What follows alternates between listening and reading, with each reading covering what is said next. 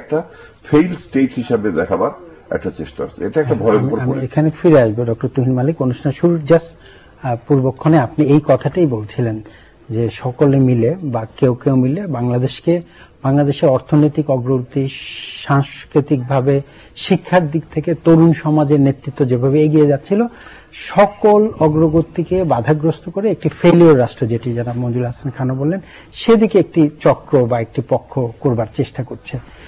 আপনার কি মনে হয় যে আমরা সাধারণ মানুষ নিজের উদ্যোগে সব দিকে এগিয়ে যাচ্ছে, কিন্তু এই রাজনৈতিক ক্ষেত্রে কিছু সংখ্যক রাজনীতিবিদদের একগুঁয়েমি বলেন, সিদ্ধান্তহীনতা বলেন, এই কারণে কি সাধারণ মানুষ এরকম নীরব ভূমিকাই পালন করবে এবং তাদের নিয়তির নাম বলে তাদের এই মৃত্যুকে আলিঙ্গন করতে হবে, না অন্য কোনো? আপনার প্রশ্ন তো খুব দুটা ভাগ আপনি করেছেন, একটা আশঙ্কার দিক আর একটা সম্ভাবনার দিক, সমাধানের দিক।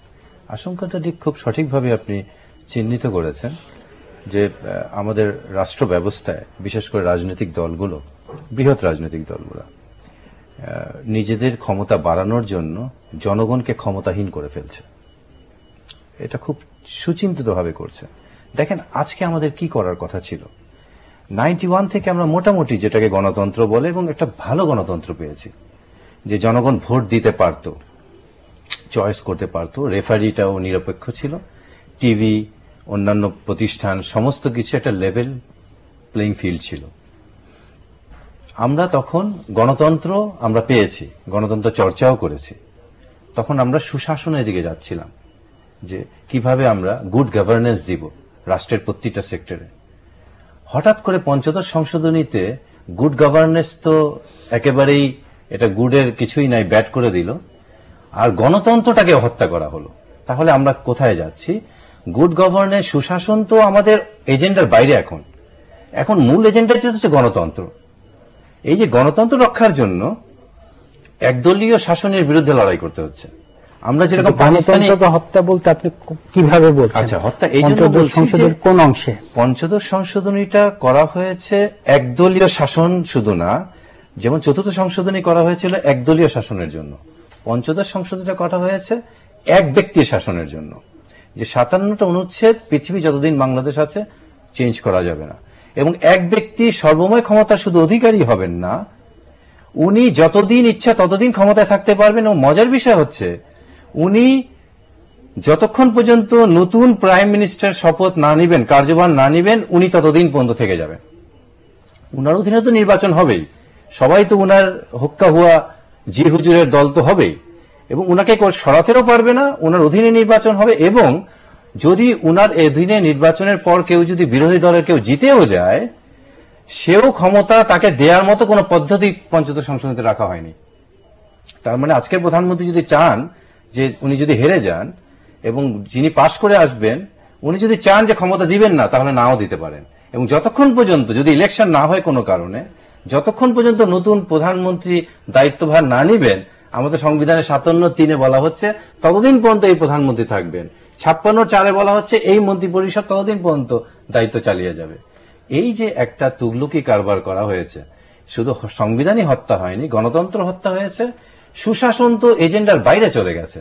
আজকে দেখেন আমরা কি নিয়ে লড়াই করছি, যে আমাদের ন্যূনতম যে ভোটের অধিকারটা, সেটাকে হরণ করা হয়েছে। একটু ব্যাখ্যা দিলেন আপনাদের এই আইন অঙ্গনের যারা সংবিধান বিশেষজ্ঞ, বিশেষ করে বিএনপির ব্যারিস্টার মওদুদ আহমেদ সহ অন্যরা কিন্তু এভাবে ব্যাখ্যা দিয়ে যে এই আইনের সংশোধনের বিষয়ে তারা কিন্তু আন্দোলন করছেন না।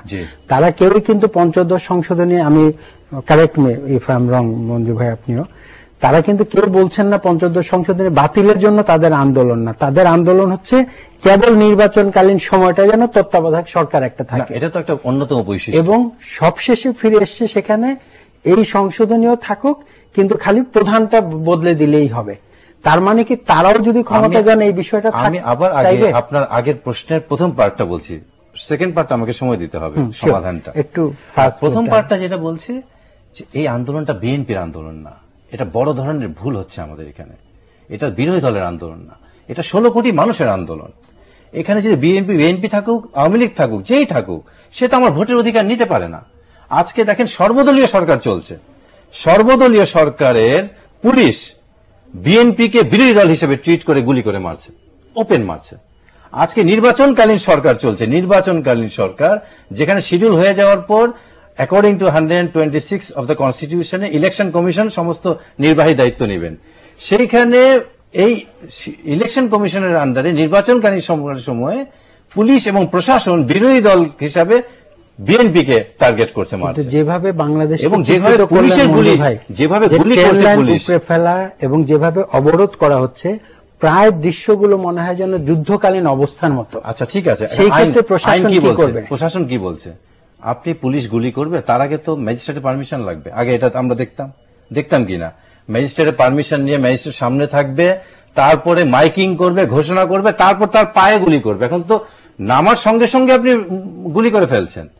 এখন যদি আপনি সুযোগ না দেন, আপনি 10টা-20টা লোক যদি দাঁড়াবে, এসে আন্দোলন করবে, এই পয়েন্টগুলো যদি আপনি বন্ধ করে দেন, তাহলে তো এই ধরনের মানবাধিকার এবং আইনের শাসন বিষয়গুলো হবে। আজকে রিমান্ডে দেখেন, রিমান্ডে নিচ্ছে যে কাউকে, 72 বছর বয়স হান্নান শাহ, তাকে নিয়ে যাওয়া হচ্ছে রিমান্ডে। নিয়ে কি করে এটা তো আমরা জানি, তাকে যেভাবে টর্চার করা হবে এবং নেওয়া হবে। আমাদের সুপ্রিম কোর্টের বড় ধরনের ফাইন্ডিংস আছে, বড় ধরনের নির্দেশনা আছে, আপনি রিমান্ডে কিভাবে নিতে পারবেন, কিভাবে নিতে পারবেন না।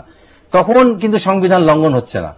সংবিধান তখনই লঙ্ঘন হচ্ছে যদি ওই এক ব্যক্তির ক্ষমতা সরে যায়, সেটা উনি ছাড়বেন। একটা ব্যক্তির জেদের কারণে আজকে 16 জন 17 জন মানুষ হত্যা হচ্ছে, প্রতিদিন শত শত মানুষ মারা যাচ্ছে একটা ব্যক্তি শুধু থাকার কারণে।